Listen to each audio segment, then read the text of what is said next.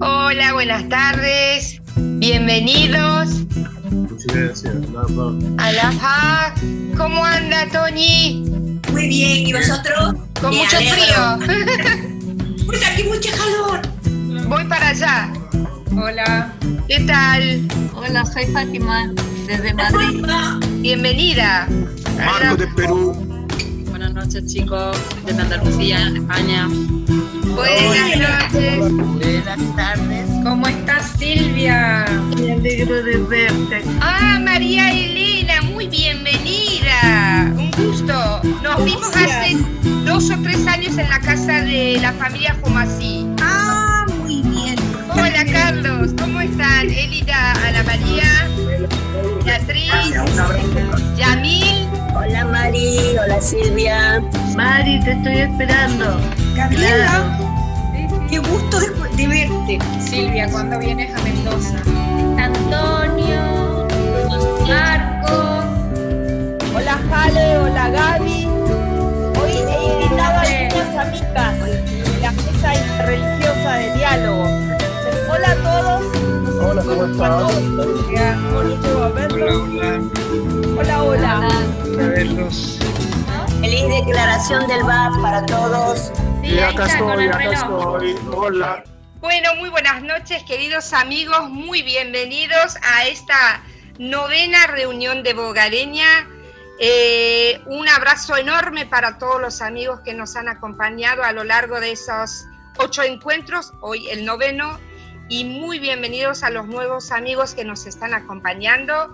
Bueno, para los nuevos amigos, varios anuncios muy cortitos porque el programa de hoy es un programa muy especial, ya que, como dijo una amiga cuando entró, hoy todos los bahá'ís del mundo celebramos la declaración del BAP, que fue el precursor de la fe bahá'í. Así que un abrazo enorme para todo el mundo, porque esta fiesta, esta festividad es para todos, no solo para los bahá'ís. El programa se compone de 3 partes. La primera parte es la parte devocional, para los que ya recibieron el programa ya lo saben. Después el relato, especialmente hoy sobre la declaración del BAP. Y después hoy nos acompaña especialmente desde Brasil nuestro querido amigo Luis Enrique Bois, y nos va a exponer un lindo tema, es un importante tema sobre el sufrimiento colectivo en tiempos de pandemia. Así que el resto de los avisos, si me permiten hoy, porque el programa es bastante importante, lo voy a hacer por chat. Los que quieran escribirme me pueden escribir por privado. Y con respecto al PowerPoint, el PowerPoint fue enviado en su momento a todos los correos que ustedes me habían mandado. Así que fíjense en los spams, si no les llegó me pueden volver a escribir y les envío el PowerPoint de la charla y exposición de Juanita. Y vamos a empezar con el programa, así que adelante Gabriela, por favor.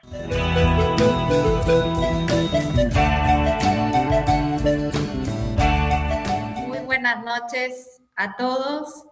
Esta parte está compuesta de 5 lecturas, 2 oraciones y 3 citas, todas reveladas por el BAB en homenaje a este día de la declaración del BAB, muy hermosas.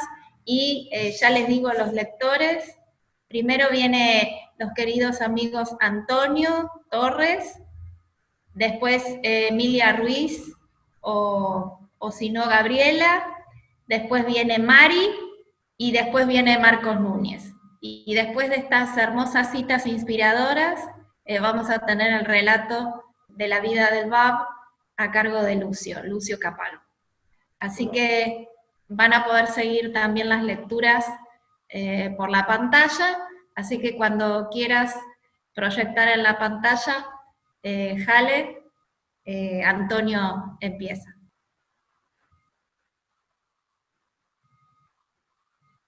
Permite, oh mi Dios, que no sea contado entre aquellos cuyos oídos están sordos, cuyos ojos son ciegos cuyas lenguas están mudas y cuyos corazones no han llegado a comprender el Bab.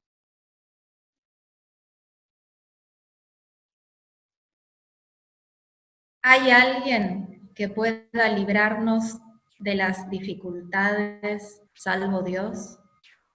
Di alabado sea Dios, Él es Dios. Todos somos sus siervos y todos nos atenemos a su mandato. Es mejor guiar un alma que poseer todo lo que existe en la tierra.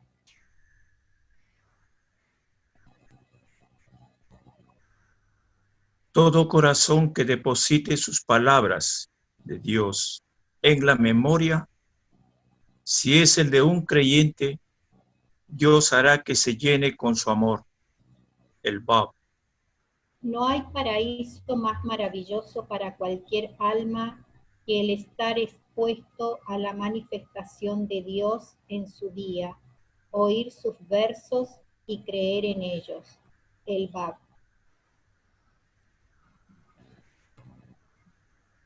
Muchísimas gracias. Lucio, te escuchamos. Muy queridos amigos, muy buenas noches, tardes.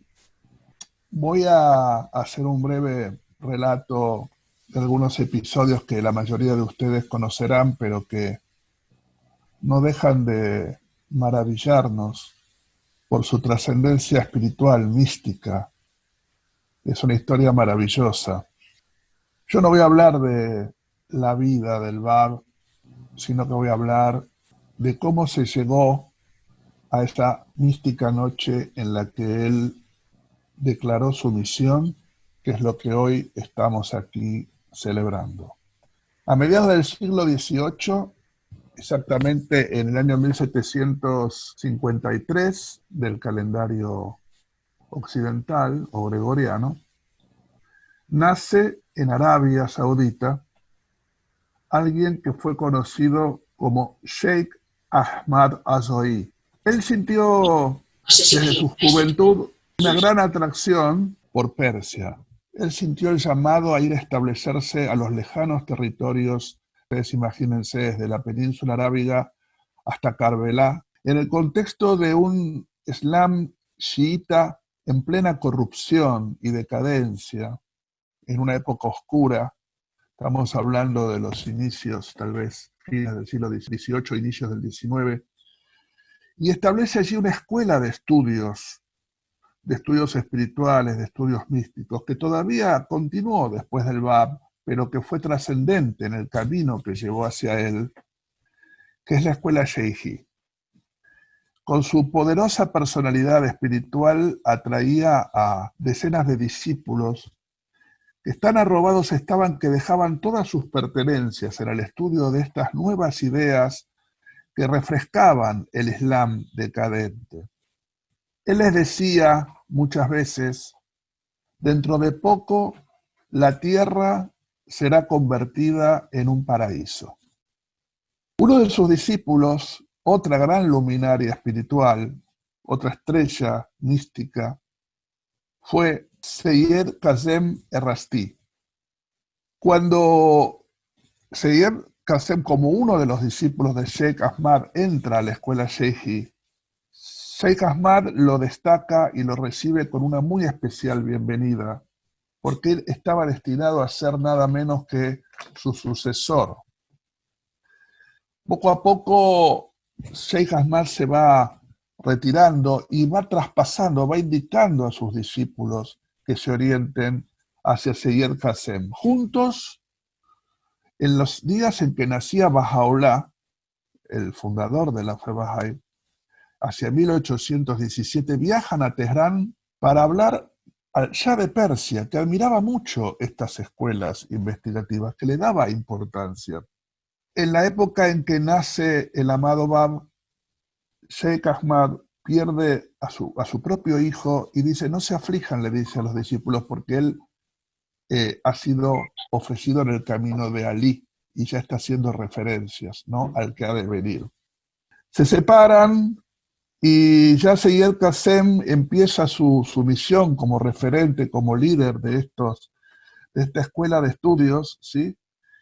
Y Seyyed Qasem entre sus discípulos contaba ya con Mollah Hossein. A él lo envía en una primera misión a Esfahan a hablarle a Seyyed Mohammad Rashti, y con sus enseñanzas es conmovido y es arrobado y se mantiene como seguidor y creyente en toda esta nueva visión hasta su muerte en 1844. Seyyed Qasem les decía a sus discípulos que aquel que ha de venir, aquel que estaban buscando anheladamente, con gran afán, ya decía que es de noble linaje, desciende del profeta, su conocimiento no es adquirido en los libros, sino que su conocimiento es innato. Y dice, y mis propios conocimientos son apenas como una pequeña gota en el inmenso océano de su conocimiento. Además señalaba datos físicos, decía que era de estatura mediana, ¿sí? Y que era muy devoto. Algunos de los discípulos llegaron a pensar que podía estar aludiendo a su propia persona, el propio Seyyed Qasem, y él se apenó, se apesadumbró muchísimo ante tal interpretación. Y hasta uno de los discípulos que insistió en que se trataba del propio Seyyed Qasem fue separado de esa escuela mística. Bueno, Sheikh Ahmad ya había fallecido unos 80 años después de su nacimiento, o sea, en 1833, 1834, estamos hablando 10 años antes de la declaración, pero Seyyed Qasem siguió vivo hasta el año anterior a esa declaración, guiando a sus discípulos en la búsqueda de ese enviado, de ese Qaem que iba a aparecer en la escena humana. Y hay unos acontecimientos en la historia de Seyyed Qasem que preceden de alguna forma la noche mística de la que vamos a hablar brevemente enseguida, del 22 al 23 de mayo de 1844, 1260 del calendario islámico, que es cuando Seyyed Qasem envía a otro de sus discípulos, habíamos hablado ya de Mollah Hossein, pero envía a Sheikh Hassan Isunusi a Karbala.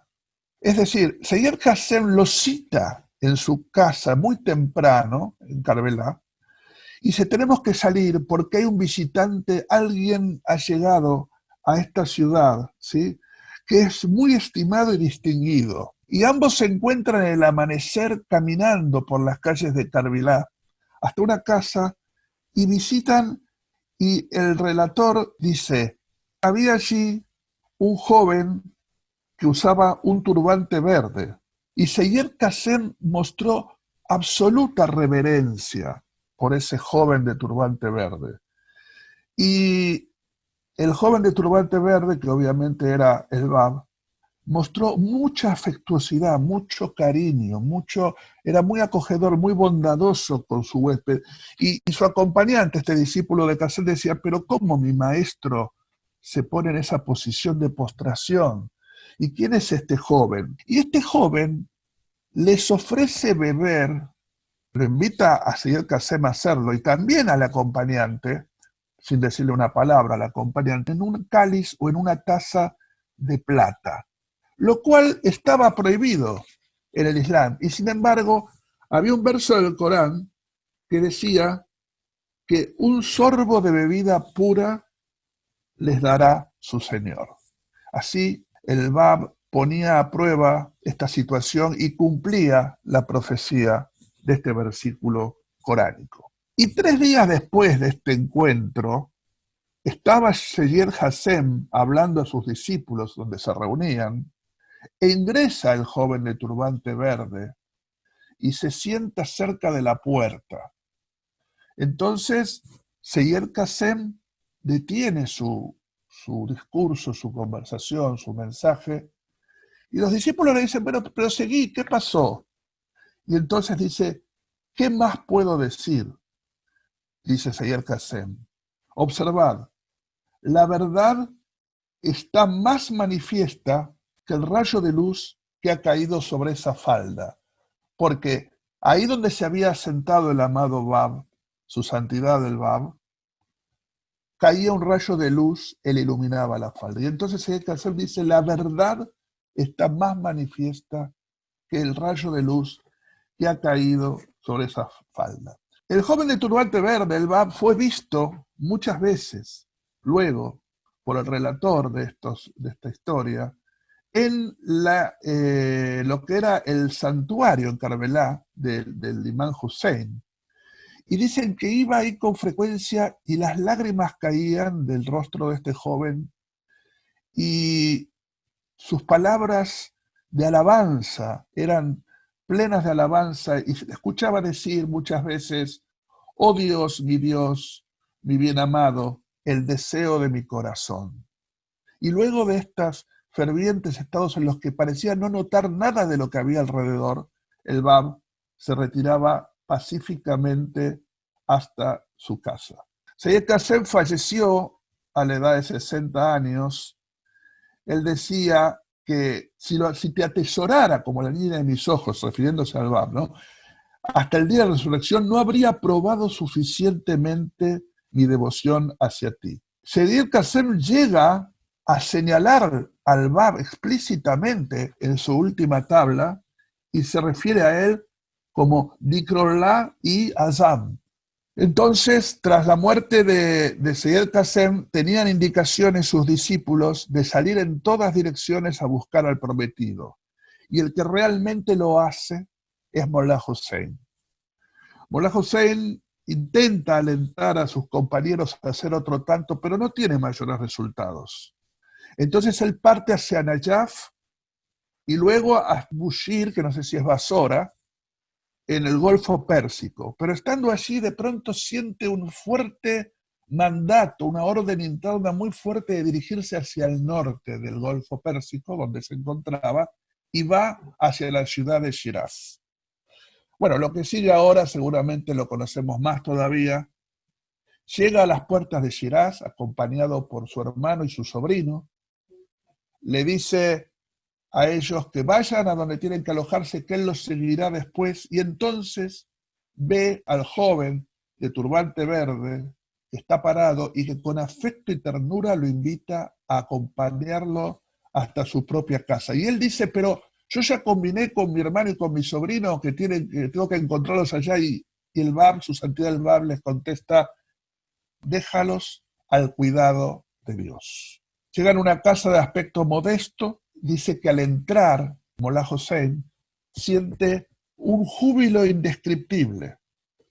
Van a hacer abluciones y Mollah Hussein pide que por favor lo dejen pasar a otra sala en privado a hacer sus abluciones, pero el Bab insiste y el propio Bab derrama el agua.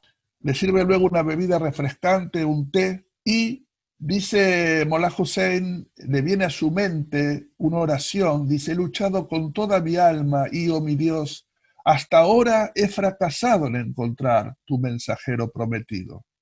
Y entonces le pregunta su santidad el Bab a Mollah Hussein, ¿a quién consideras luego de Sayed Kassem su sucesor y jefe?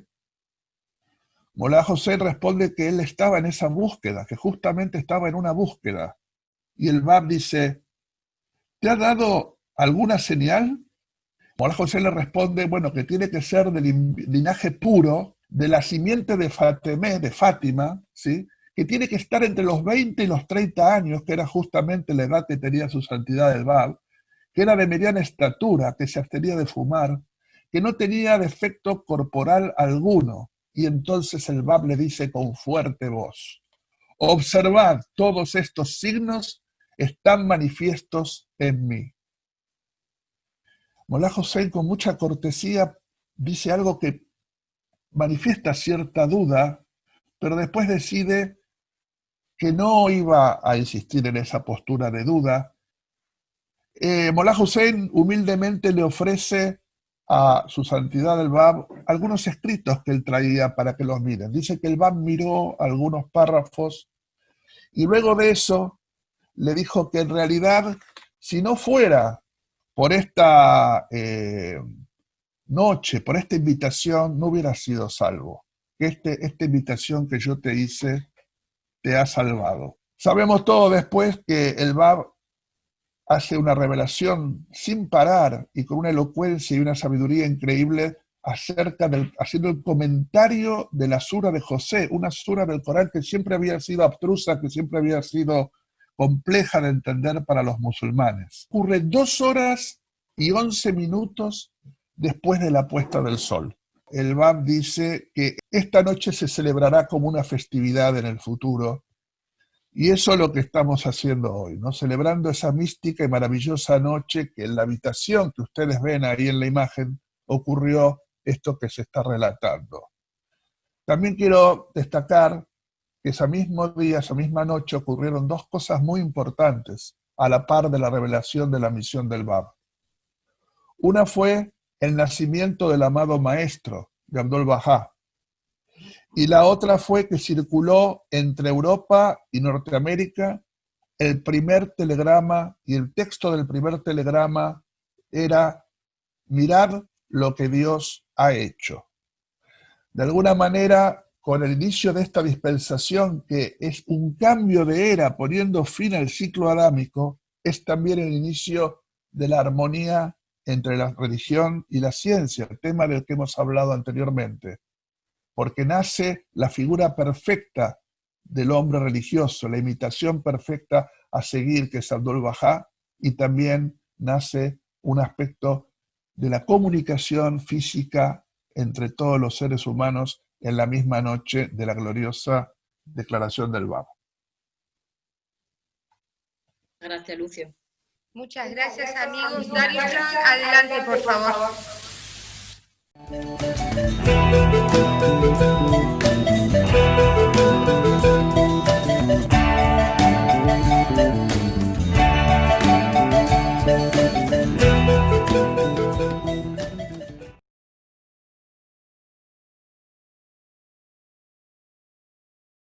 Gracias, Lucio. Estuvo hermosa tu charla sobre la declaración del Bab. Realmente un día maravilloso para tener esta reunión. Y me toca presentar a un amigo. Me toca presentarlo a Luis. Luis, querido, ¿estás ahí? Querido Luis, ¿cómo estás? Estoy mudo, pero estoy. Ahora ya. Muy bien, muy bien. Muchísimas gracias, Luis, por estar aquí.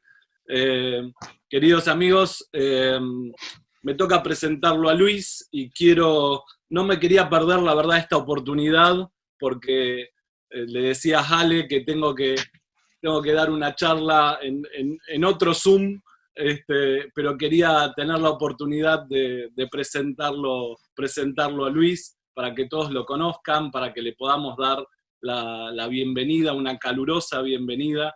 Ustedes saben que Luis, acá Luis me han pasado tu currículum, voy a decir algunas cosas nada más. Algunas cosas.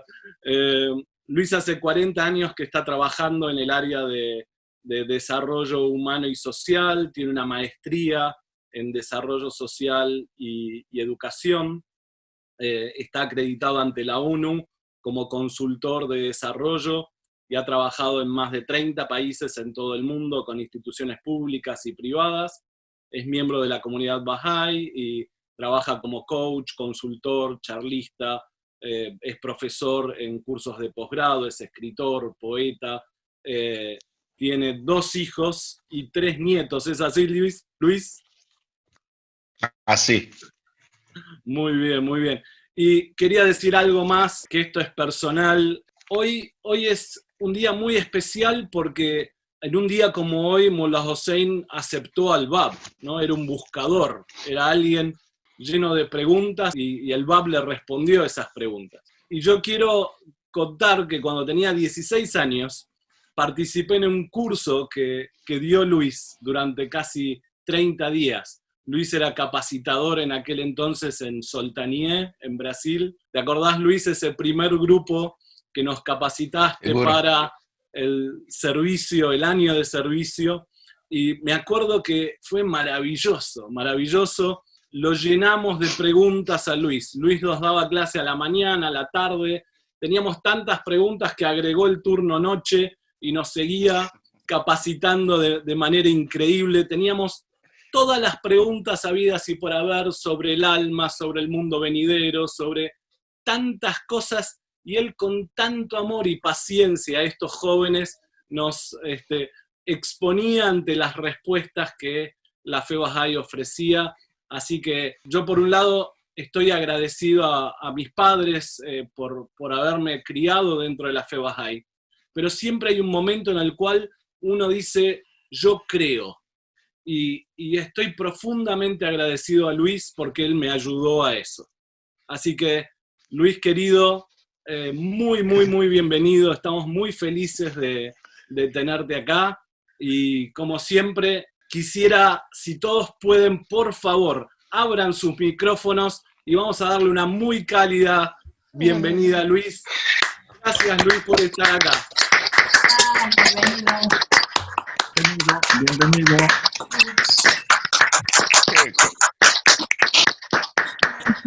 Adelante, Luis, querido, adelante. Bueno, Darius John, si era tu intento constrangerme y hacerme llorar, lograste. Muy bien. Excelente. Excelente. Qué bueno empiezo para la cosa toda, ¿eh? Siempre fue una bendición, en verdad, y un gusto, una alegría, una emoción constante de recibir los jóvenes de Argentina, Uruguay, Paraguay, Chile, algunos en aquel tiempo no era tan fácil viajar, ¿no?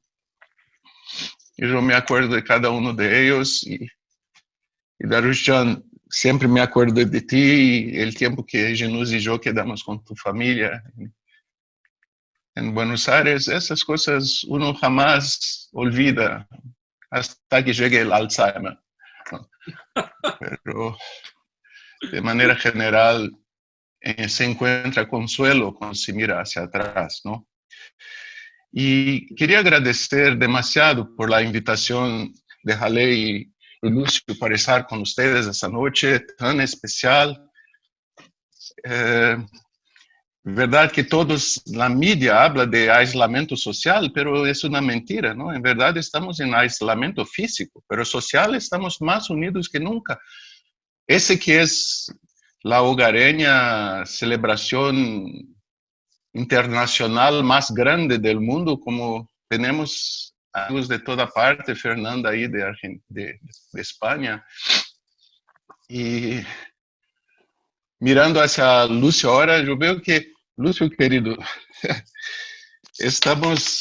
parece cada vez más parecidos, ¿no?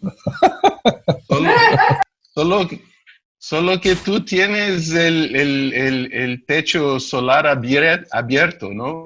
El mío todavía está cerrado. Es que yo tomo mucha energía solar y por eso para alimentar. Exacto.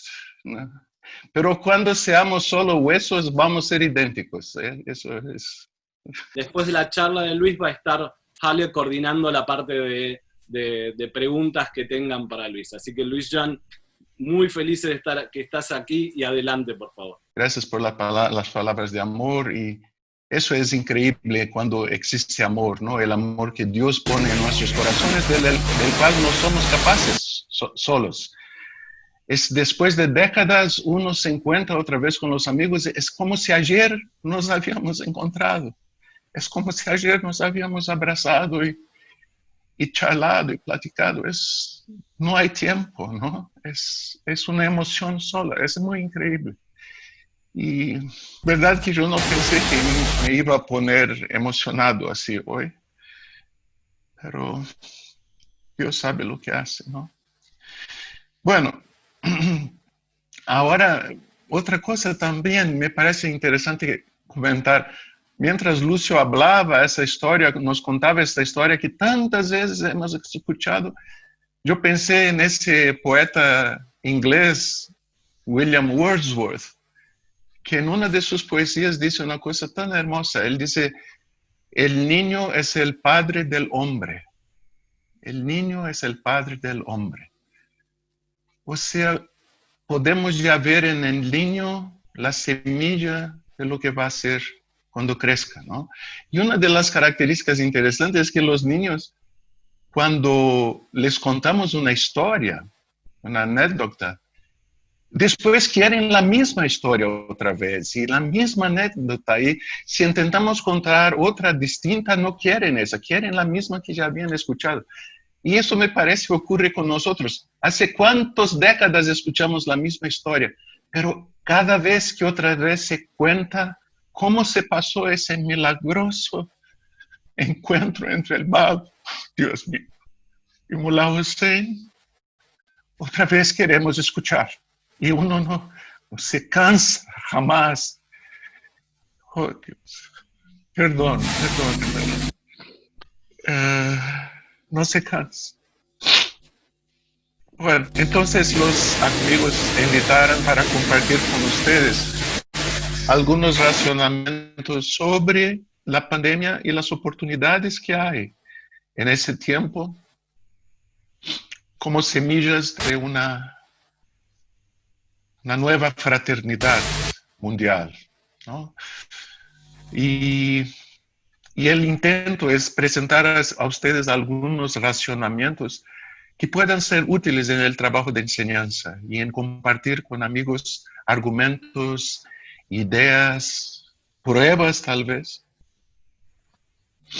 sobre esa revelación increíble, ¿no? Bueno, es una temeridad, en verdad, poner en 48 slides que son la cantidad de contenido que intenté poner. Pero tiempos extraordinarios exigen medidas extraordinarias. Entonces, pongan sus mentes y sus corazones en modo turbo y abrochen los cinturones y vamos ahí. Si alguna cosa no queda clara, después aprofundizamos en las preguntas y respuestas, ¿está bien? Yo voy a compartir la tela, la pantalla. Bueno, entonces esa presentación es ese intento de hablar sobre el sufrimiento colectivo de la humanidad, ¿no? Como una oportunidad para la hermandad mundial. Bueno, eso es una visión mía, privada, particular, sobre esas cosas todas. No es una presentación oficial de la fe Bahá'í o de las instituciones Bahá'í, ¿está bien? Entonces, cualquier error o equivocación es todo solamente mi culpa. La primera cosa que es importante fijarse es que las pandemias no solamente matan personas, ellas cambian el curso de la conciencia y de la historia. Los sufrimientos colectivos tienen ese poder de hacer cambios que de otra manera la filosofía o el pensamiento no sería capaz. Acá tenemos una línea del tiempo, cuanto más arriba y atrás, más antiguo, cuanto más abajo y enfrente, más reciente. Y tenemos una lista en inglés, yo no iba a traducir todo eso, tal vez existe en español, no encontré, donde están listadas todas las grandes pandemias de la historia. ¿Ah? Y la plaga de Justiniano, que ocurrió en el siglo VI después de Cristo, fue una de las razones para la destrucción del Imperio Romano. El ejército romano murió como moscas y toda la gran estructura del Imperio Romano se fue en poco tiempo. Después, la peste negra, ¿no? La Black Death, en el siglo XIV, en comienzo del siglo XIV, que ha matado cerca de 100 millones de personas, hasta 60% de la población europea, fue una de las razones por la cual los miles de años de una condición en que hombres eran dueños de hombres, ¿no? Que nosotros acostumbramos a llamar de feudalismo, desde la caída del Imperio Romano hasta el siglo XIV, XV, durante 1000 años los señores feudales eran dueños de las tierras y de los hombres. Pero con la peste bubónica, la peste negra, con la disminución de la población europea, los agricultores, los operarios, los manufactureros pasaron a ser pocos y entonces tuvieron su trabajo valorizado y pudieron empezar a cobrar por su trabajo y ya no eran propiedad de nadie. Allí empezamos la edad moderna que tuvo capacidad de producir cambios tan grandes como el Renacimiento, etc., ¿no? Entonces, ahí hay listas más recientes como la fiebre hispánica o española en el final de la Primera Guerra Mundial, que en verdad no fue española, empezó en Estados Unidos, en el estado de Arkansas, y fue para Europa con los soldados americanos en la Primera Guerra Mundial. Pero como Alemania, Inglaterra, Francia y otros estados eran estados guerreros y hacían censura de sus noticias, pero España no, España era neutral y la prensa era libre. Entonces, en España se notificaban las muertes. Por eso hoy reconocemos como fiebre española, que no fue de manera alguna, ¿no? Después ustedes pueden ver eso un poco más, pero estos son ejemplos de cómo no solamente hay muertos, pero también cambios. Por causa de la fiebre española, la Primera Guerra Mundial se terminó, ¿no? Porque si fueran por los locos de los europeos, se seguían matando. Acá está un gráfico por tamaño de muertes en cada una de ellas, ¿no? Y ojalá la pandemia actual no sea similar a esas anteriores, ¿no? Aunque sea muy severa y todos tienen que cuidarse de verdad, porque en Brasil ya estamos viendo no apenas una pandemia, pero un pandemonio, ¿no? Es interesante también en ese contexto pensar un poco sobre el significado de los sufrimientos. No solo los sufrimientos individuales, pero los sufrimientos colectivos, otra vez, de la humanidad, ¿no? Aquí decidí compartir con ustedes 3 citas. Una de Buda, de 500 años antes de Cristo, en que él dice: en la vida, el dolor es inevitable, pero el sufrimiento no lo es. El dolor es lo que la vida te hace. El sufrimiento es lo que te haces a ti mismo. El dolor es inevitable, pero el sufrimiento es una elección. Es increíble cómo eso es verdadero para todos aquellos que han visto cómo esto ocurre, ¿no? Jesucristo en el Evangelio de Mateo nos dice: si alguno quiere convertirse en mis seguidores, que se nieguen a sí mismos y toman su cruz y me sigan. Miren, él no dice que tomen su helado o que tomen su skateboard o tomen su plancha de surf. No, tomen su cruz y me sigan. El dolor es el camino que lleva a la iluminación. Siempre ha sido así. Baha'u'lláh nos dice: oh hijo del hombre, mi calamidad es mi providencia. Aparentemente es fuego y venganza, pero por dentro es luz y misericordia.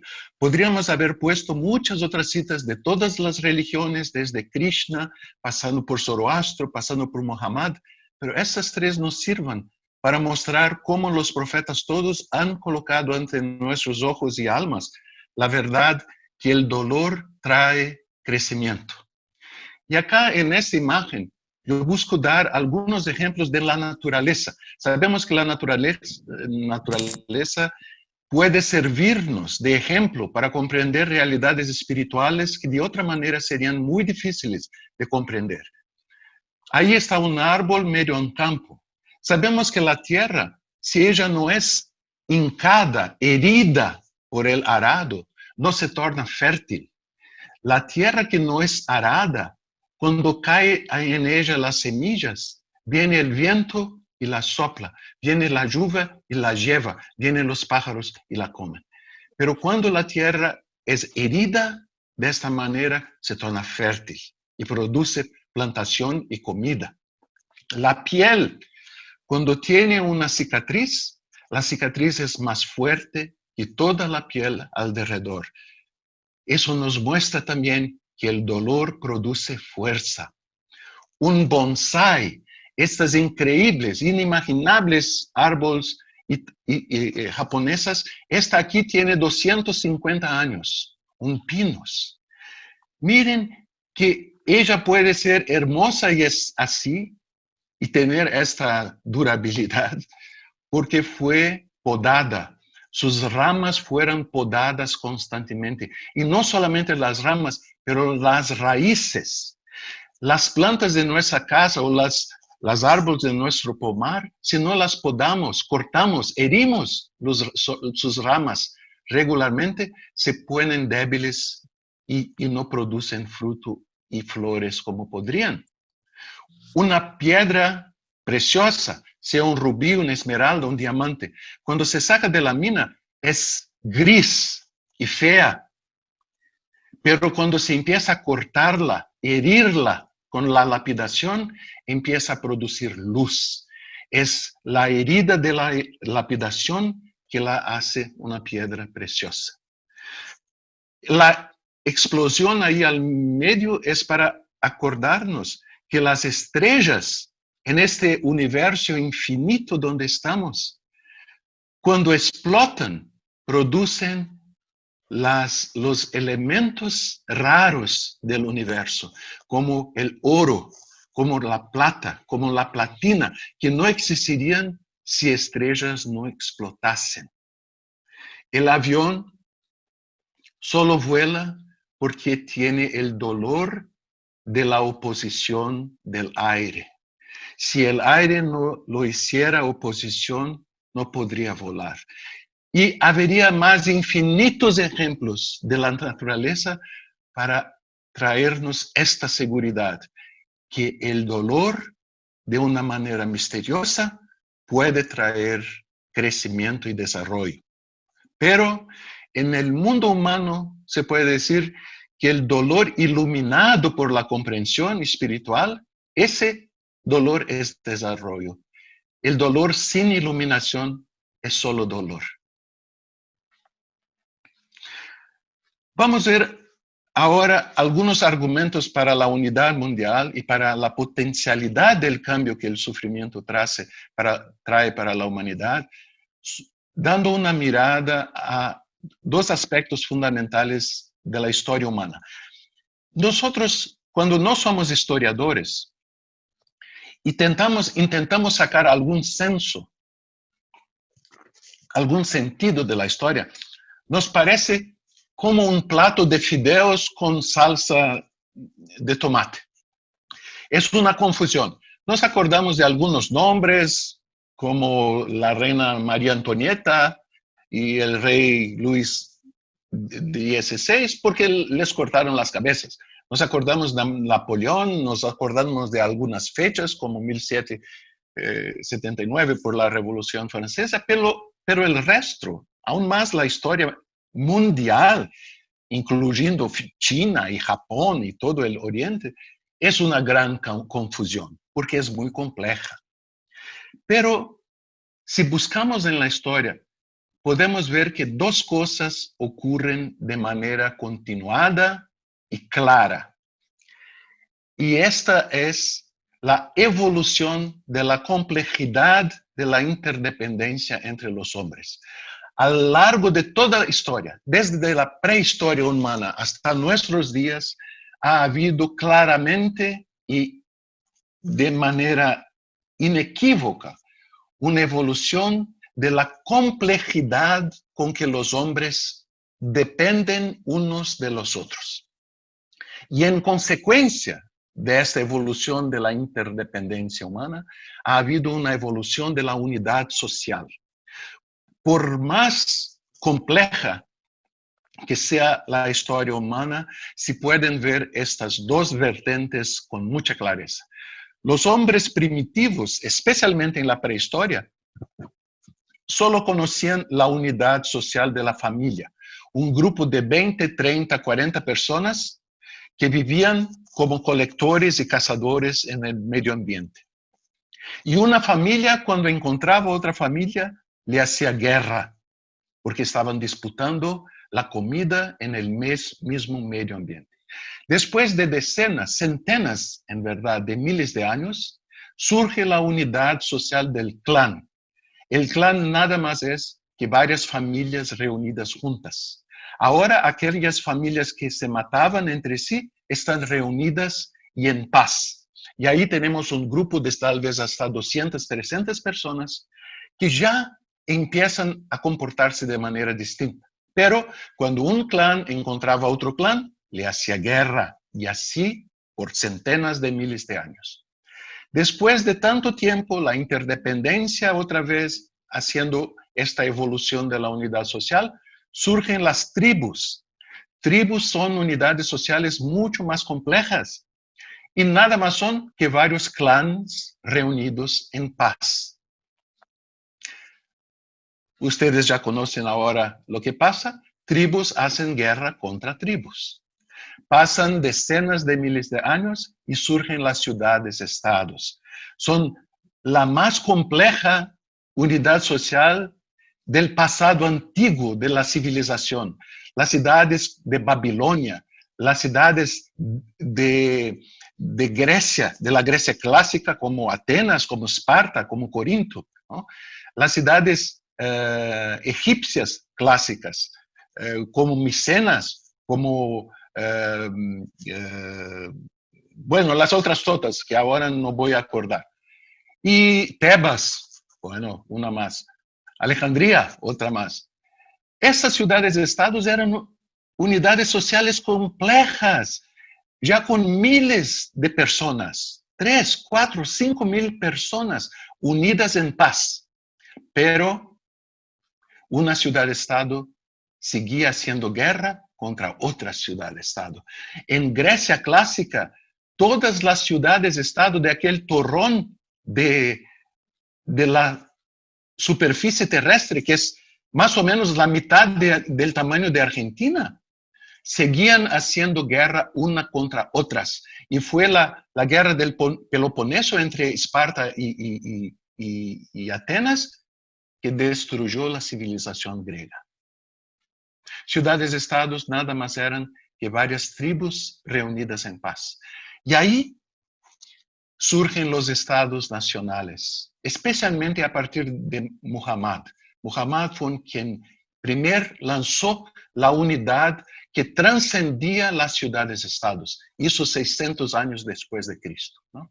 Y esa es la realidad que nosotros todavía vivimos, en la unidad del Estado Nacional. Si matamos un hombre en nuestro Estado Nacional, somos asesinos. Pero si matamos un hombre de otro Estado-Nación que han declarado enemigos, somos héroes. Los Estados nacionales hacen guerra unos contra los otros. Pero el Estado Nacional no es el límite del amor humano. El Estado Nacional no es el límite de la evolución de la unidad social humana. El mundo lo es. La frontera final es el mundo. El amor humano puede abarcar el mundo. Y ya existen hoy personas e instituciones que tienen solo el mundo como límite y no más el Estado-Nación. Como la Cruz Roja, como el Creciente Rojo, como los Médicos Sin Fronteras y como tantas personas de amor universal que el mundo abriga hoy, pero son la minoría. Acá tenemos una hermosísima constatación de aquel que tal vez ha sido el más revolucionario científico del siglo XIX, Charles Darwin.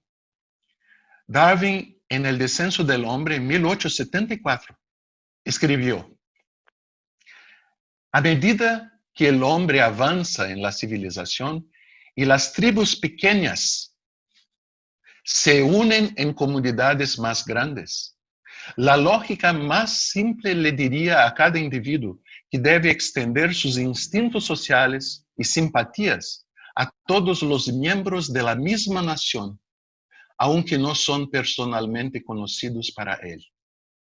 Cuando se llega a ese punto, hay solamente una barrera artificial que puede impedir que sus simpatías se extiendan a los hombres de todas las naciones y razas. Aquí hace falta un N después de extienda, ¿no? Extiendan, sus simpatías extiendan. Miren, en el siglo XIX, Darwin ya había con mucha clareza que a lo largo de la historia los hombres han ampliado sus simpatías e instintos sociales y que la barrera para extender esas simpatías para todo el mundo es solamente una barrera artificial, que no existe una barrera verdadera o natural que impida a los hombres de amar a toda la humanidad. Y esta barrera artificial es la noción de Estado nacional limitado como lo tenemos hoy día. Otro hombre que ha dado significado al siglo XX es Sigmund Freud, y en 1930 él escribe: la cultura es un proceso al servicio del amor, cuyo propósito es cambiar seres humanos individuales, es combinar seres humanos individuales y después de eso las familias, luego razas, pueblos y naciones en una gran unidad, la unidad de la humanidad. Porque eso tiene que suceder, no lo sabemos. Pero la obra del amor es precisamente esta. La necesidad por sí sola y las ventajas de trabajo en común no las mantendrían unidas. O sea, el trabajo en común, las ventajas de trabajo en común y la necesidad no mantendrían unidas las masas de la humanidad. Solo el amor lo puede hacer. Freud era ateo. Por eso él dice que no lo sabemos porque tiene que suceder así. Pero nosotros que creemos en el Dios Todopoderoso y Amoroso, sabemos por qué tiene que ser así. El propósito del amor es alargar cada vez más la unidad y la hermandad en la historia humana. Bueno, podría parecer muy sencillo este proceso si solamente miramos la línea amarilla que estaba en las diapositivas anteriores. Pero no fue así y no es nunca así. La historia avanza como un carruaje. No avanza linealmente, tranquilamente.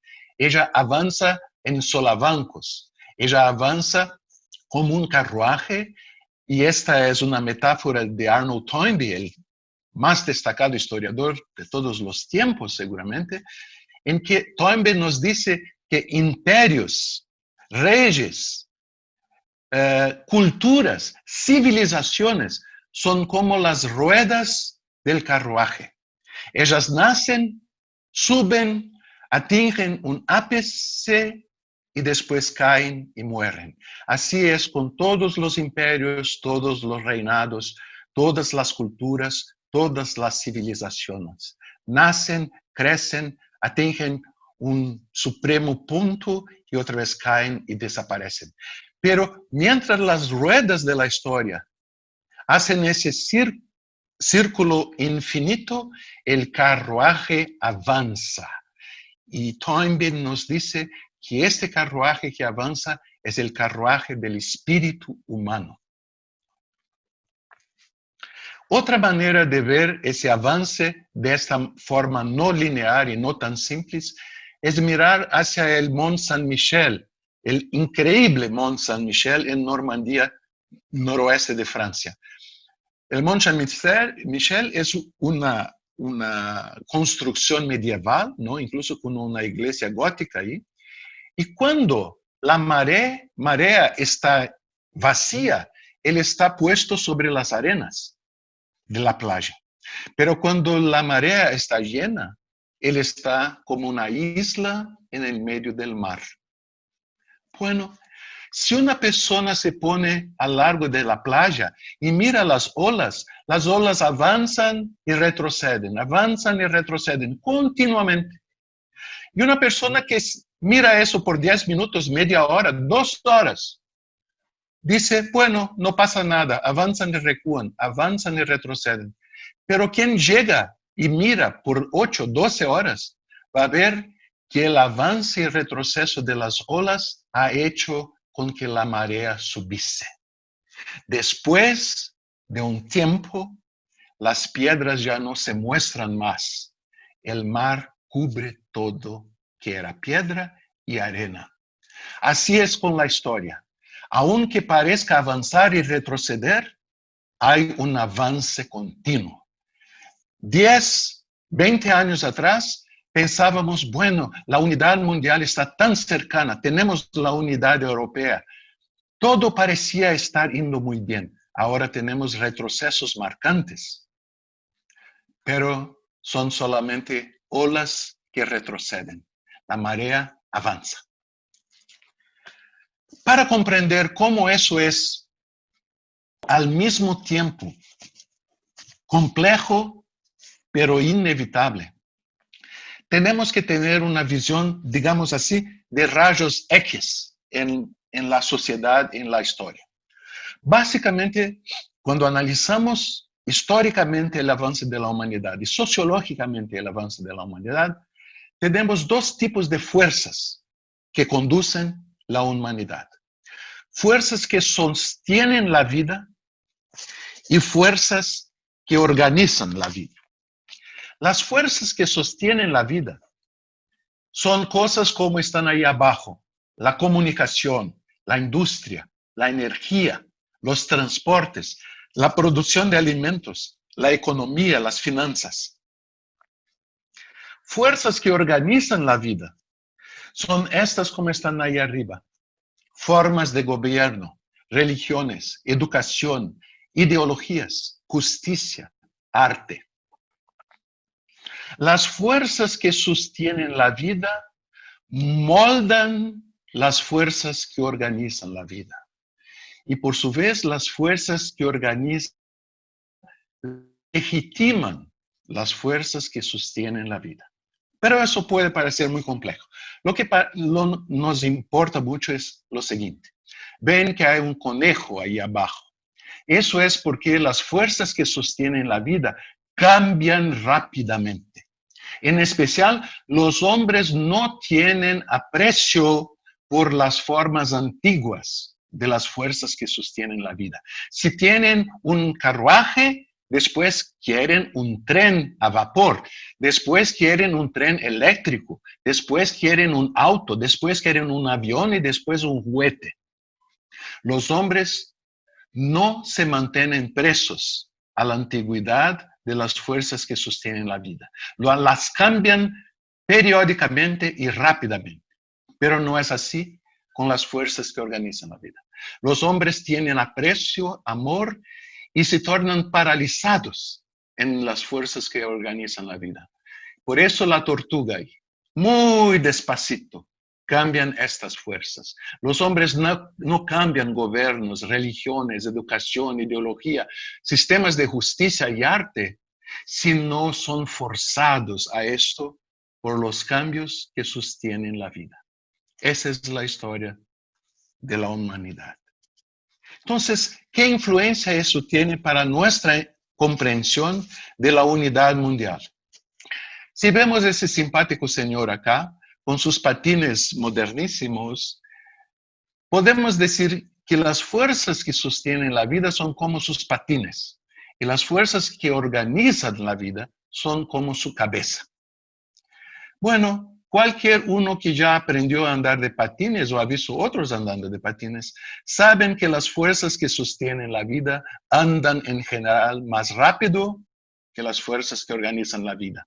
Es por eso que se cae tanto, porque las fuerzas que sostienen la vida van rápido, mientras las fuerzas que organizan la vida vienen después y muchas veces y en general se caen por la rapidez de las fuerzas que sostienen la vida. Esa es la realidad de la sociedad humana. Las fuerzas que sostienen la vida se transforman y evolucionan, mientras las fuerzas que organizan la vida se caen porque las fuerzas que sostienen avanzaran. Algunas veces es difícil distinguir dónde están unas o las otras, pero siempre el resultado es el mismo. Las fuerzas que sostienen avanzan, las fuerzas que organizan vienen después. Y ese desequilibrio siempre es desastroso. Tuvimos la Revolución Francesa porque las fuerzas que organizan la vida no estaban más equilibradas con las fuerzas que sostienen la vida. Y ahí vino la violencia. Y así los grandes cambios de la humanidad. Ahora, en los siglos XIX y XX, las fuerzas que sostienen la vida avanzaron de manera como nunca antes. Los siglos XIX y XX son cualitativamente distintos de todos los 2000 siglos anteriores. Antes de la línea amarilla tenemos los 200.000 años de evolución de los seres humanos, de los hombres Homo sapiens, de los Homo sapiens, que para deslocarse por la tierra, solo caminando o sobre caballos y carrozas. Por el agua, solo por pequeñas embarcaciones, o en el siglo XVI en España y Portugal con las carabelas. En el aire, solamente los pájaros. La comunicación solo por señales de humo y por correo manuscritos. Solo en el siglo XV es que surge la prensa de Gutenberg y la comunicación se transforma. Pero después del siglo XIX, tenemos los cambios que han hecho las fuerzas que sostienen la vida completamente distintas hoy de todos los 200.000 años anteriores. Tenemos el comienzo de los ferrocarriles, los trenes en Inglaterra, movidos a vapor. En 1885, el máximo que ustedes podían tener de un Mercedes-Benz es ese motowagen que aquí vemos. En 1916, en la Plaza de la República en San Pablo, lo que estaban ahí parqueados eran caballos con sus carrozas. 1916. Ahora tenemos maglevs, trenes fluctuantes de magnetismo y carros autómatos que empiezan a surgir. En el agua, en 1894 surge el primer buque a vapor. En 1955, la gran transformación de los contenedores intermodales. Y ahí, los grandes buques contemporáneos. En el aire, en 1906, el brasileño Santos Dumont voló durante increíbles 21 segundos en el aire en París. Durante 220 metros. En 1917, el Barón Rojo tenía este bárbaro avión. En la Segunda Guerra Mundial tenemos los grandes B-29. Tuvimos el Concorde, pero tenemos todavía los vuelos ultrasónicos. Y tenemos aviones inmensos como el Boeing 747-8. 1863 tenemos la prensa rotativa, 1876 el teléfono inventado, 1920 primero radio comercial, 1875 TV por satélite, conferencia por TV en 1980, 1995 la internet. 2020 una hogareña internacional por la internet. El siglo XIX y XX son cualitativamente distintos. Por eso es natural que si tenemos nuevas fuerzas que sostienen la vida y que apuntan hacia la unidad, hay un conflicto con las fuerzas que organizan la vida y que todavía mantienen la separación y el aislamiento de las naciones. Entonces, nuestro simpático Señor es un Señor en conflicto, porque las fuerzas que sostienen la vida, sus patines, son modernísimos, pero la cabeza, las fuerzas que organizan la vida, son ya viejas y ancianas. Abdu'l-Bahá nos dice, en 1912, comienzo del siglo XX, en los siglos pasados, aunque establecida la armonía, sin embargo, debido a la ausencia de medios, la unidad de toda la humanidad no se pudo haber logrado. En este día, sin embargo, los medios de comunicación se han multiplicado y los 5 continentes de la Tierra prácticamente se han fusionado en uno. De ahí que la unidad de toda la humanidad se pueda lograr en este día. Inevitable. Y para eso hay una poderosa idea que nos puede dar el racionamiento espiritual para esa unidad, y no solamente histórico y social y económico. Tenemos la tendencia de ver las religiones como islas, apartadas, aisladas, ¿no? Una de las otras en un lago, en un mar. Pero sabemos que si bajamos de la playa para el terreno subacuático, una isla está unida a la otra isla. Las islas están unidas en el terreno subacuático. Lo mismo aparece con las religiones. Parecen aisladas en la historia y en las sociedades, pero un mismo Dios es la fuente de todas ellas. Y la idea de que un profeta ha venido después del otro, siempre alargando la visión de la humanidad en el amor y la unidad, es una idea revolucionaria y que puede darnos la fuerza espiritual suficiente para luchar por la hermandad humana. Si tomamos en cuenta las fuerzas que sostienen la vida y las fuerzas que organizan la vida, es fácil percibir que los profetas solo aparecen cuando las fuerzas que sostienen la vida están maduras para su mensaje. Entonces, Dios envía un profeta cuando las fuerzas que sostienen la vida están maduras, listas para el mensaje que Él trae. Y los profetas traen una revelación divina que actualiza las fuerzas que organizan la vida y configuran esas fuerzas para futuros siglos o milenios. Esa es la principal tarea de los profetas: actualizar las fuerzas que organizan la vida y que los hombres no desean cambiar y a las cuales tienen apego, ¿no? Para que las fuerzas que organizan la vida estén en armonía con las fuerzas que la sostienen y así la sociedad pueda progredir en paz y felicidad. En relación a eso, hay un concepto importante. Existe en la naturaleza, como en la sociedad humana, cosas que son incompatibles, o sea, no pueden tener conexión directa. Por ejemplo, tenemos una hidroeléctrica como Itaipú. Produce una corriente de 750.000 volts. Y tenemos nuestras residencias que utilizan corrientes de 110 o 220 volts. Si ligamos por una red de transmisión la hidroeléctrica directamente con nuestras residencias, ellas explotan y se queman.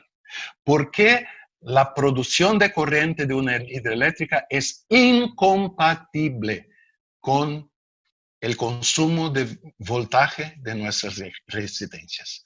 Cosas incompatibles exigen un intermedio para unirlas. No pueden ser unidas directamente. Y entonces, en nuestro ejemplo de la hidroeléctrica, ¿cuál es el intermedio? Ustedes ven todavía, ¿no? Luis, querido, en nuestro caso se llama Edesur. Y siempre se corta la luz. Ah, está bien. Tá. Entonces, miren, la hidroeléctrica es incompatible con la residencia, pero si tenemos el intermedio de las subestaciones con transformadores, ahí ya hay una conexión. La subestación con transformadores transforma la energía de la hidroeléctrica en una energía que las residencias pueden soportar. Bueno, lo mismo ocurre con el Sol y nuestra chiquilina Tierra. Se miran ahí en el lado derecho, arriba, el punto blanco que tenemos es el tamaño relativo de la Tierra con el Sol, ¿no? Y esa tierra ahí es española también, no es solo la tierra en portugués. Después yo pongo un i ahí. La Tierra es simplemente incompatible con el Sol, porque el Sol tiene en su corona 2 millones de grados de centígrados. Y en la Tierra, cuando tiene más de 40 centígrados, ya decimos que el calor es demasiado. Entonces, ¿cómo es posible que el Sol tenga relación con la Tierra si los dos son incompatibles? Muy naturalmente sabemos por los rayos del Sol. Los rayos del Sol son los intermediarios necesarios entre el Sol y la Tierra. Ellos son el Sol, pero son el Sol en una medida que la Tierra puede soportar. Así, si tenemos Dios y los seres humanos, la conexión es imposible, porque Dios es infinito. Dios es incompatible con los hombres. Son cosas incompatibles. Pero el intermedio, el profeta, el verbo de Dios, ese es aquel que permite que exista una relación entre Dios y los hombres. Por eso Jesús dijo, nadie llega al Padre sino por mí. Es el rayo del sol diciendo, nadie recibe el sol sino por mí. Si intentamos mirar el sol directamente, quedamos ciegos. Pero por los rayos del sol, aprovechamos el sol de manera demasiadamente bella. Así, si comparamos el sol con Dios, el Dios Padre, y si comparamos los rayos del sol con el Dios Espíritu Santo, el Verbo, podemos decir que los profetas son el Dios Hijo, que se refleja en un espejo que está en la tierra. Y eso es una visión bastante precisa de lo que ocurre en las religiones, ¿no? Los profetas son el reflejo del sol entre los hombres. El sol no baja del cielo para entrar en el espejo, pero sino que el espejo perfecto es una manifestación del sol, una reflexión del sol entre los hombres. Después yo voy a dejar con ustedes el PDF de esa presentación corregida ya, y ustedes pueden mirar con más calma las frases de algunos de los profetas cuando hablan como Dios Padre, o como Dios Espíritu Santo, o como Dios Hijo, el Verbo en carne. Así los profetas, en verdad, son como un solo ser, el Verbo de Dios, que siempre regresa. Ante los hombres, el sol siempre se parece cambiante, porque en el cielo hay nubes, hay lluvia, después el sol viene otra vez. Pero en el espacio, el sol jamás cambia, es siempre el mismo. Baha'u'lláh nos dice, has de saber con toda seguridad que la esencia de todos los profetas de Dios es una y la misma. Su unidad es absoluta. Dios el Creador dice, no hay distinción alguna entre los portadores de mi mensaje. Por esta frase simplemente, pero también por las miles de otras que Baha'u'lláh ha revelado, la religión en este tiempo produce un cambio para adecuarse con la unidad de las fuerzas que sostienen la sociedad. La religión y la revelación de Dios vienen para actualizar y moldar la religión y la sociedad para la unidad mundial. Así, Baha'u'lláh actualiza y configura las fuerzas que organizan la vida para la unidad mundial. El señor Tedros Ghebreyesus, intenten decir ese nombre rápidamente, nos dice que este virus no será derrotado si no estamos unidos.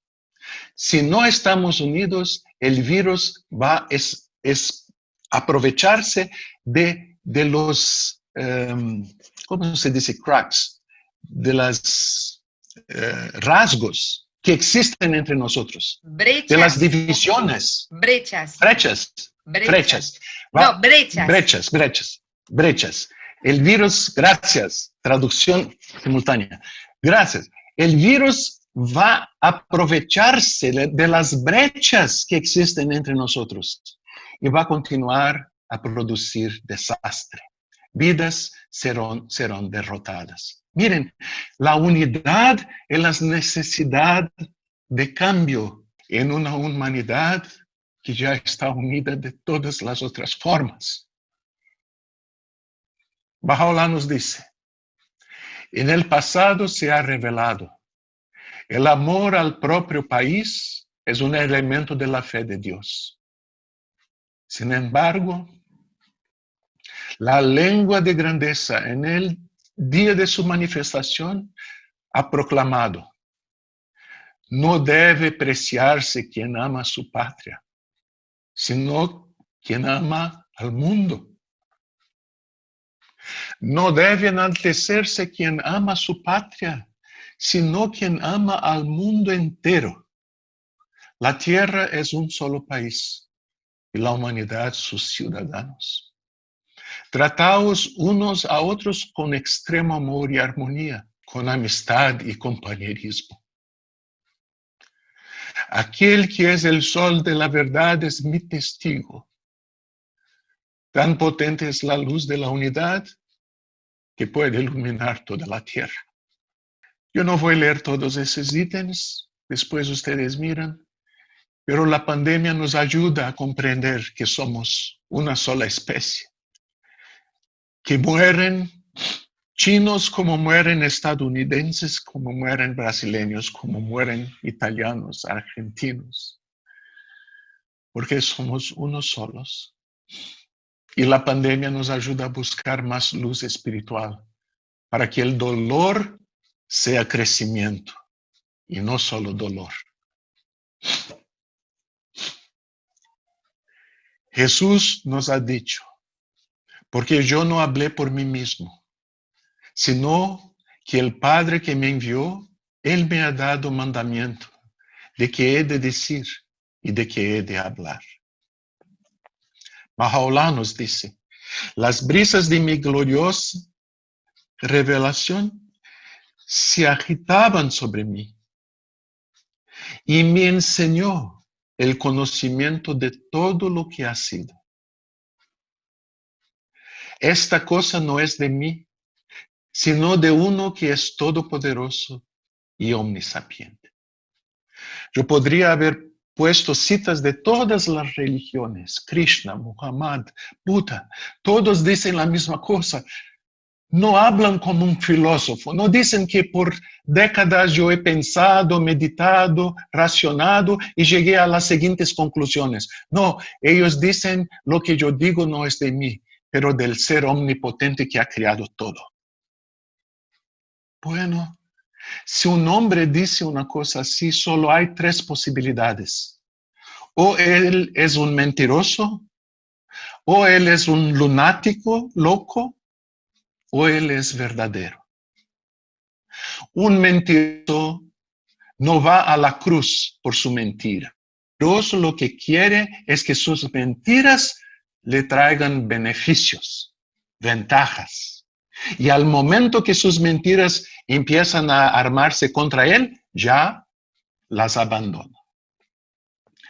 Un lunático, un loco, puede ir a la cruz por su locura. Puede ir al exilio por su locura. Pero si uno investiga la vida de Buda, de Krishna, de Jesús, de Baha'u'lláh, del Bab, de Muhammad, si uno investiga la vida de todos los profetas de Dios, ve que no son locos, no son lunáticos. Sus vidas y sus palabras son llenas de sanidad, de una racionalidad y una clareza increíbles. Así solo hay una posibilidad. Si no son lunáticos ni mentirosos, son lo que son, y los hombres tienen que atender a sus voces. Y finalmente ese es la última diapositiva, y yo pido perdón a Jale y Lucio y ustedes todos porque me demoré más de lo que pensaba. Baha'u'lláh nos dice: levantan los velos y las cubiertas que oscurecen tu visión, y consideren los testimonios de los profetas y mensajeros, para que reconozcan la causa de Dios en estos días, en que el prometido ha venido, investido con una poderosa soberanía. Temed a Dios y no os desprendáis de aquel que es el amanecer de sus signos. Eso es. Gracias por el tiempo. Ale, Lucio, queridos, gracias amigos por la atención. Perdón por la emoción demasiada, pero eso es muy fuerte. Muchísimas gracias, querido Luis, hermoso. Abra sus micrófonos para aplaudir, por favor. Muchas gracias. Ojalá sirva, ojalá sirva. Luis, te queremos mucho. También, yo amo a ustedes. Nosotros también, muchísimas gracias. Una hermosa presentación.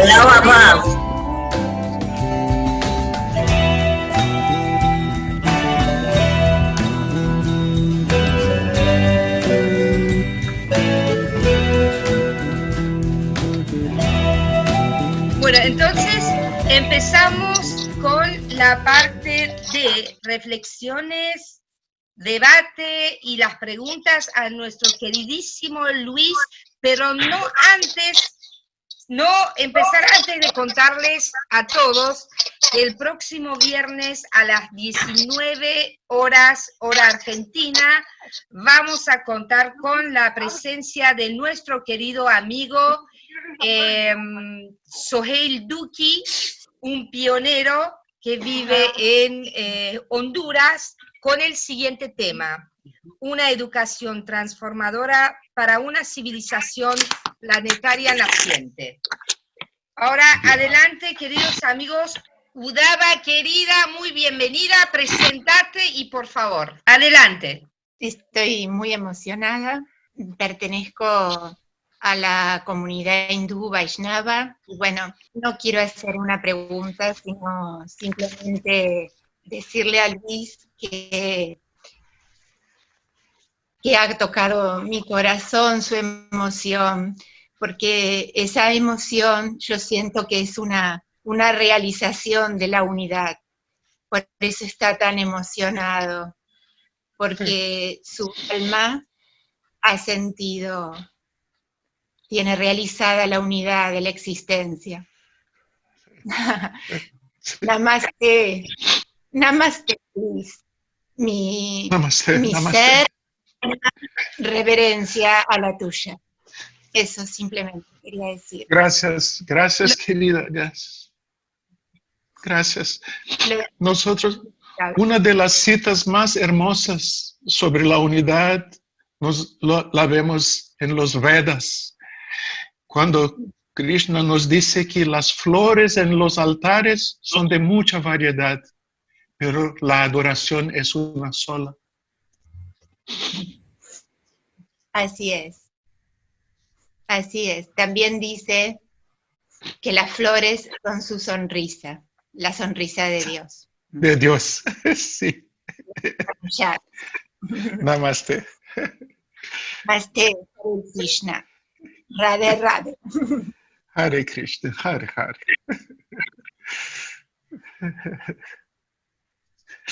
Bueno, hasta yo también me emocioné, no puede ser, y estoy tratando de hacer fuerza y no se puede.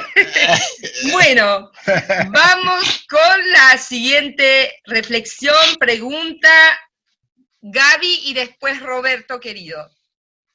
Me encantó primero la charla, muchísimas gracias Luis, has tocado el corazón y la mente de todos los presentes. Gracias, querido. Y quería preguntar algo, si podías desarrollar un poquito más esto de las fuerzas que organizan la vida y las fuerzas que sostienen la vida.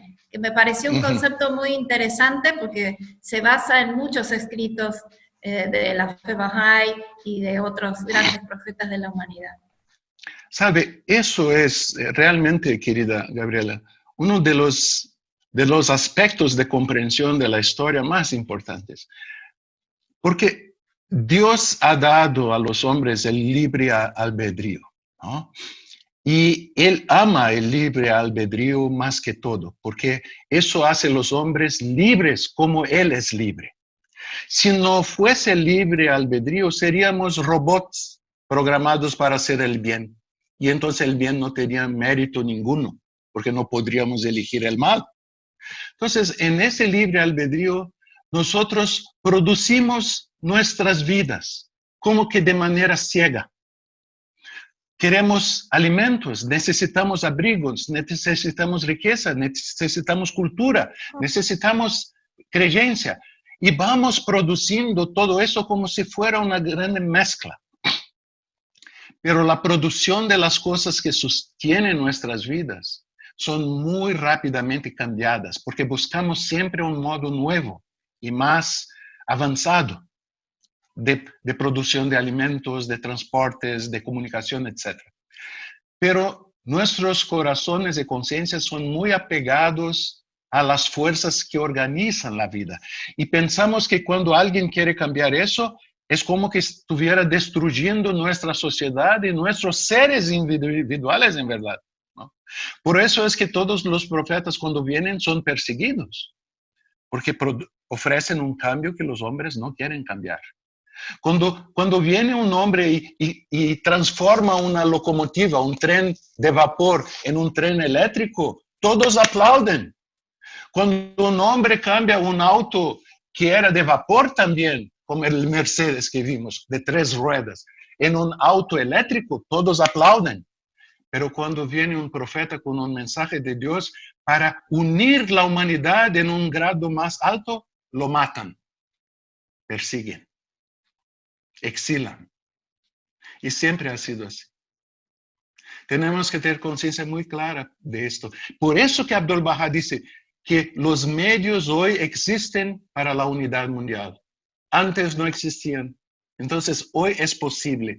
¿Y quién lucha contra la hermandad de los hombres y de las religiones? Los que luchan por las fuerzas aisladoras de la sociedad son parte del problema. Los que luchan por la unidad y el amor entre razas y naciones y religiones son parte de la solución.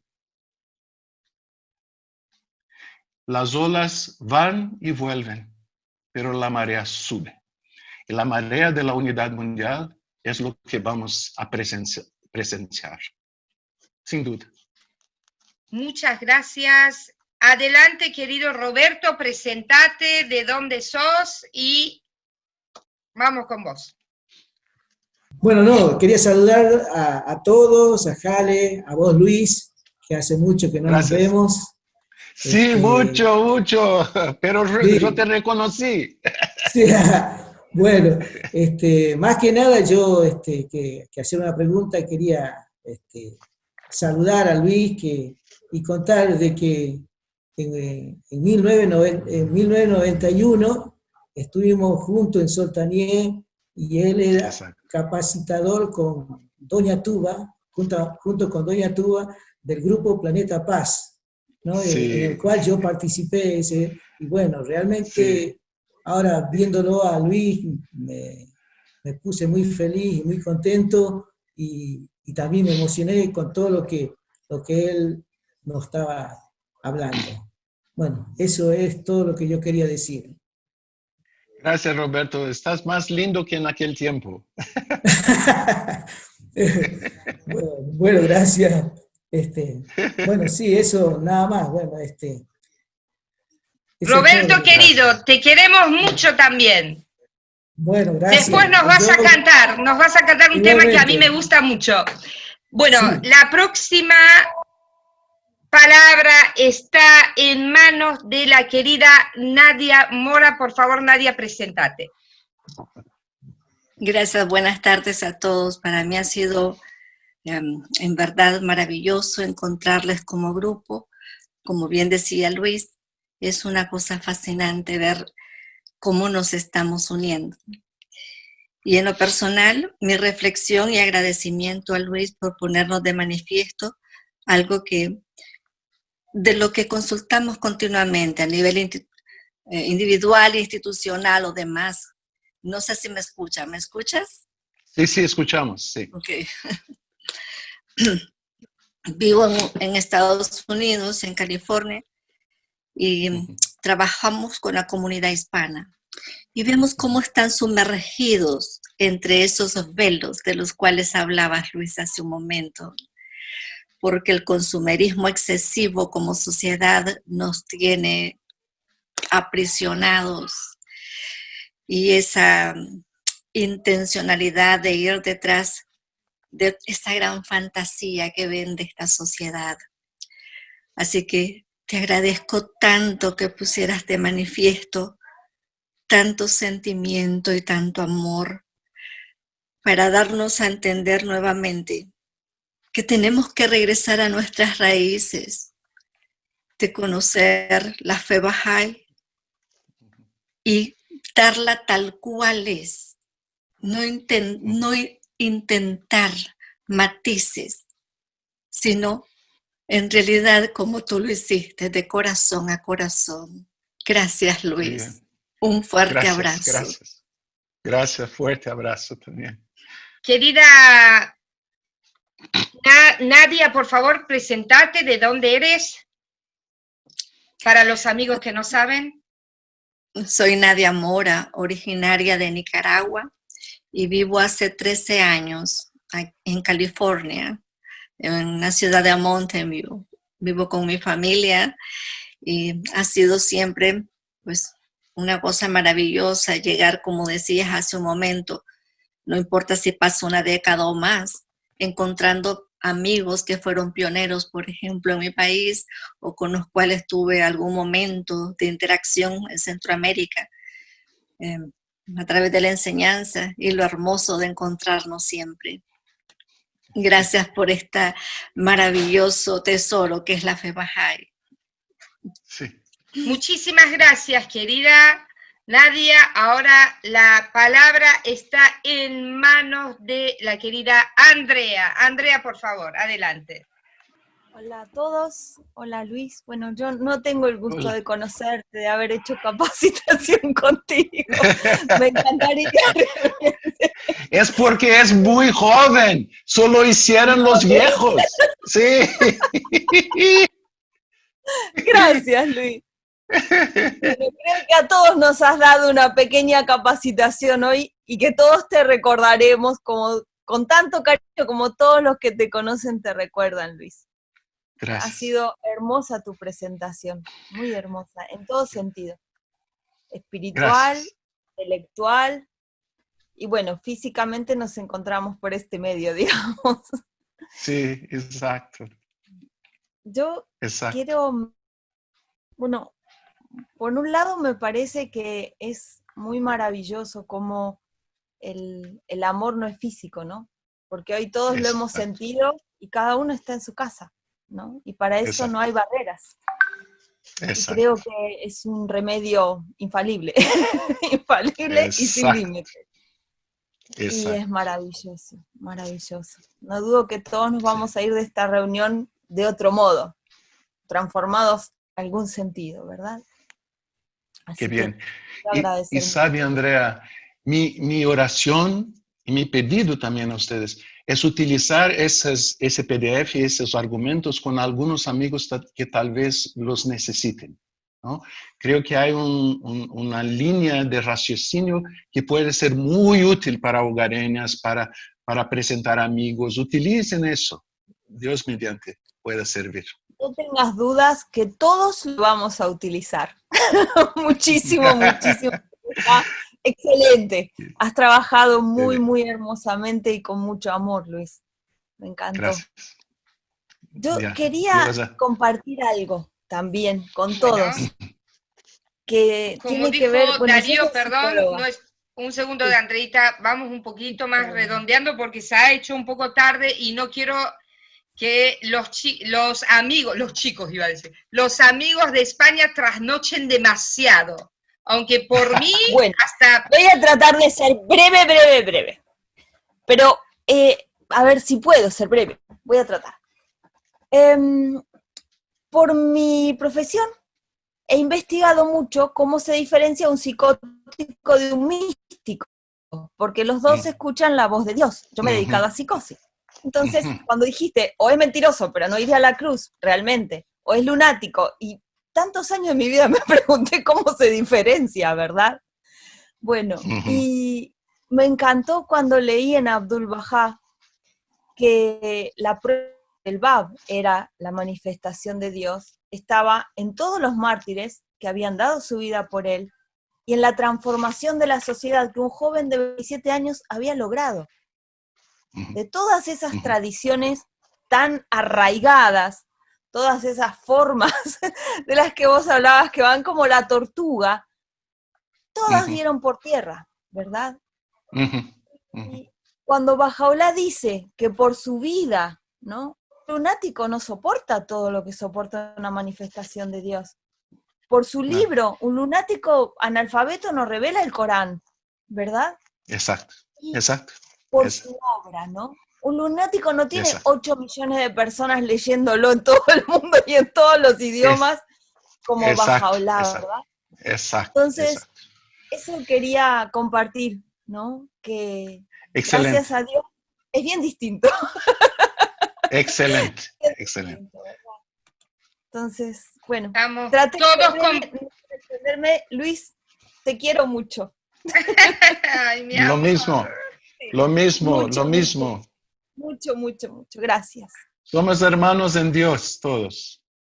Así es, sin duda. Bueno, querido, ahora la palabra la tiene nuestro queridísimo y admirado Miguel Ángel Paniagua desde Rosario. Querido Miguel. Qué alegría. Hola Luis, después de tanto tiempo. Mucho tiempo. Tu paso por Rosario fue inolvidable, o sea que es imposible que vos visites algún lugar y la gente te olvide luego de tu presencia. Tanto estrago que causo. Mirá, te voy a contar una anécdota muy chiquita para no robarle más tiempo a los amigos, porque primero es muy difícil agregar algo a tu charla y realmente en mí manifiesta cada vez más la admiración que tengo por el brillo de la mente. Y en este caso es el brillo de tu mente unido a tu emoción, que realmente se contagia, Luis. Te aseguro que se contagia y mucho. Pero voy a contar para los amigos una pequeña anécdota que te pinta de cuerpo entero. Cuando nos visitaste en Rosario, te llevamos a la radio y el periodista era tan escéptico como tantos otros, entonces trataba de debatir contigo acerca de la inexistencia de Dios, con todo su racionalismo. Y vos tuviste una respuesta tan corta y tan contundente que te aseguro no la hemos olvidado en la vida.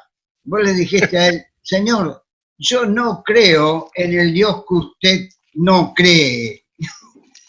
Mirá, es para pensarlo muy profundamente eso, y indica la universalidad que tenemos que tener todos cuando nos embarcamos en las famosas conversaciones significativas que la Casa de Justicia nos está pidiendo.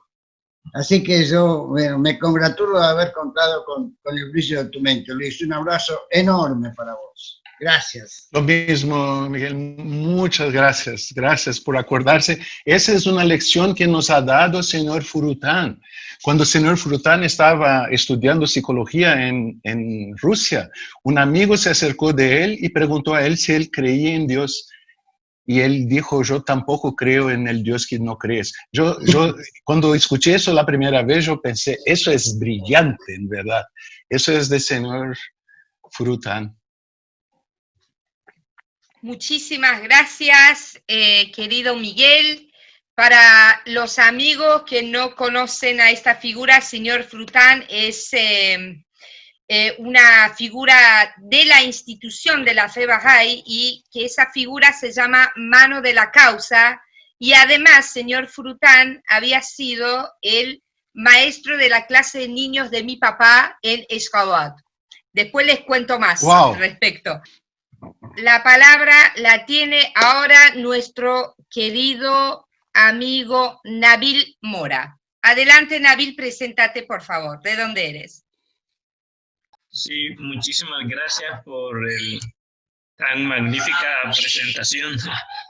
Y ciertamente pues es algo que vamos a incorporar en nuestro chip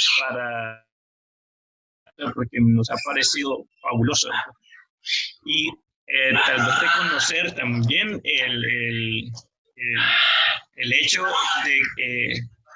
de por qué nosotros nos topamos mucho tal vez con personas que tienen esas dificultades para entender el cambio y están muy arraigadas, y ahora pues yo entiendo un poco más acerca del por qué, y me ha parecido algo fascinante con respecto a lo de los procesos que organizan la vida. Es maravilloso. Gracias, y lo vamos a estar incorporando en nuestra enseñanza. Ha sido fabuloso. Gracias. Qué bien, Nabil. Qué bien, gracias. Muchísimas gracias, querido Nabil, y ahora la palabra la tiene Lucio. Lucio, preséntate, por favor. Bueno, yo soy Lucio, sí, me presento Lucio Capalvo, les hablo desde Buenos Aires, Argentina. Voy a ser breve en esta plataforma Zoom, que es la fuerza que sostiene, porque si no Jale, que es la fuerza que organiza, me echa. Así que, no, justamente me quería preguntarle o comentarle a Luis, muchas gracias Luis, qué gusto verte después de tantos años. Lo mismo, querido. Sobre este tema, ¿no? Yo creo que la fuerza que sostienen, es una pregunta también, cuando no escucha o no deja lugar por más tiempo del necesario a la fuerza que organiza, cuando el instituido, que es conservador, rechaza por mucho tiempo al instituyente, es como que falta esa voluntad consultiva que dice la promesa de la paz mundial, y entonces aparecen los horrores inimaginables. Entonces mi pregunta un poco es, si la fuerza que sostiene no da algún lugar a tiempo, o si insiste en su manera de sostener y no recibe algo de la fuerza que organiza, entonces la fuerza que sostiene se vuelve insostenible, o sea, se convierte en una fuerza de destrucción, en el proceso desintegrador. ¿Vos qué pensás? Muy bien, Lucio, sí. En general es así. Los que estudian estos contextos de evolución perciben exactamente eso, que las fuerzas que sostienen la sociedad en su avance continuo, si no tienen la contrapartida de arreglo de las fuerzas que organizan, entonces se produce un tiempo de cambios drásticos y en general, como se dice, traumáticos para la sociedad. Por eso sería más adecuado que hubiera siempre una adecuación, pero el amado guardián Shoghi Effendi, él como uno de los grandes historiadores del siglo XX, él dice que si nosotros miramos hacia la historia de la humanidad, vemos que raramente ha ocurrido eso. En general, los cambios son traumáticos y catastróficos. Muchísimas gracias. ¿Alguien más que quiera compartir, preguntar, reflexionar? Estoy escuchando, pero no veo a quién. No sé si me ves. Tony, querida, dale. Tony. Adelante. Bueno, lo primero, yo no conozco a la persona que ha dado la charla, pero la verdad no me importa ni su nombre, ni cómo es, ni nada, porque prácticamente he estado conectada con él de corazón a corazón. Y que muchas veces creo que lo más importante, estar conectado de corazón a corazón con la gente. Decirle que, bueno, yo vengo de un pueblo donde ha sufrido mucho y sigue sufriendo muchísimo. Y ese sufrimiento ha hecho que cada vez tengamos un amor muchísimo más grande a Dios. Es lo que tenemos, ¿no? Y por ese sufrimiento que hemos tenido a lo largo de nuestros años, porque yo me pregunto a sí misma, que no sé lo que hemos hecho para que la gente nos mire y nos trate como nos trata. No lo sé, pero en el mundo entero, digo, no tengo ni idea qué hemos podido hacer para que la humanidad nos trate de esa manera, ¿no? Pero ese sufrimiento a lo largo de nuestra historia, ¿no? Pues nos ha hecho tener ese amor por Dios. Nos hace fuertes, porque es lo único que tenemos. No tenemos otra cosa. Tenemos a Dios con nosotros y Él es el que nos ha protegido. Porque no hemos tenido protección quizás en ninguna otra parte, no hemos tenido protección en ninguna institución en el mundo entero. Entonces el amor de Dios sí nos ha protegido y quizás que ha sido ese sufrimiento que hemos tenido el tener ese amor hacia Dios, ¿no? Y la verdad que cuando conocí la fe Bahá'í, agradezco al guardián que en sus escritos dijera a los creyentes que se dirigiera hacia nosotros, que nosotros teníamos que estar ahí perteneciendo a ese nuevo orden mundial también, y que no podían de olvidarse de nosotros, que teníamos que pertenecer ahí, porque sin nosotros no se podría establecer esa paz mayor, ¿no? Así que agradezco a Dios realmente que Él sí nos tiene en cuenta, Él no se ha olvidado de nosotros. Y estamos aquí también para colaborar y para pertenecer a este mundo y para poder estar trabajando pues para esta paz mundial que necesitamos. Qué bien. Sabe, querida, hay un dicho persa, oriental, si puede servir de consuelo para ese sufrimiento de tu pueblo. Dice que solo se arrojan piedras a los árboles frutales. Los profetas han sido así y hay muchos pueblos que son árboles frutales y por eso se arrojan piedras en él. Porque las personas intentan hacer con que los frutos se caigan, ¿no? Es por eso se arrojan piedras en árboles frutales, no a las otras. Pues gracias, la verdad que gracias y sobre todo charla ha sido de corazón a corazón. Ya le he dicho que no lo conozco de nada, pero sí el corazón ha estado unido a lo que usted ha dicho. Gracias. Bueno, querido Marcos, ahora te toca a vos y ya vamos cerrando porque hay, más que nada me preocupo por los amigos de España. Sí. Adelante, Marcos. Entiendo. Adelante, Marcos. 3 palabras, por favor. Lucho, en verdad, esto fue una inspiración divina. Pura inspiración divina. Por favor. Y, por favor, verte a ti ahora, escucharte, me hace recordar a doña Tuba Babani y a Sergio Coto. Grandes maestros. Y verte a ti es esa inspiración. Ustedes son una élite de maestros de inspiración divina. Eso necesitamos. Gracias.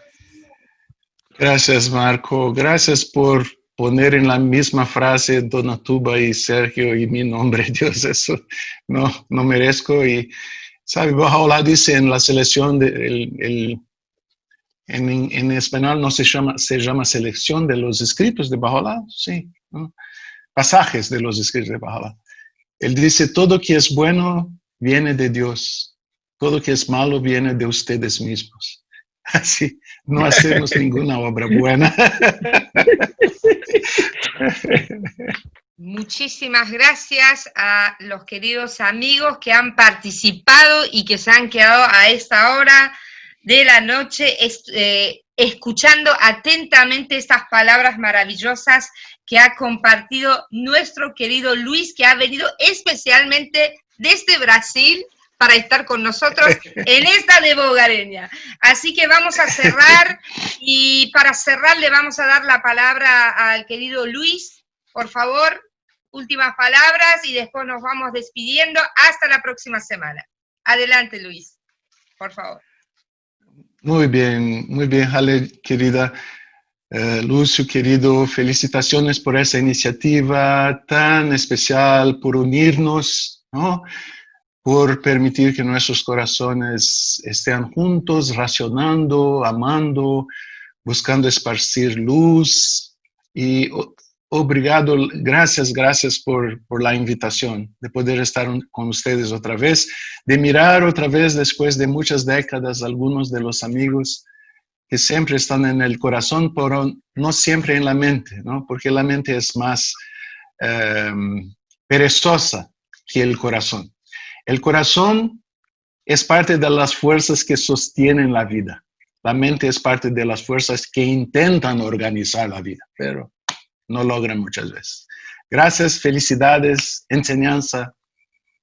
Obrigado. Bueno, queridos amigos, pueden abrir los micrófonos y otra vez aplaudir al querido Luis y saludar. Una enorme alegría, Luis, gracias. Gracias a Dios. Gracias. Gracias a todos. Gracias. De nada. Darío. Llegué, Luis Jun, llegué, me imagino que estuvo maravilloso. ¿José vive en San Pablo? Vivo en Campinas. Ah, en Campinas. Bueno, amigos queridos, buenas noches a todos. Muchas gracias. No se olviden, los esperamos la semana que viene. Chao, buenas noches. Chao. Buenas noches. Gracias. Aloha, namaste. Aloha.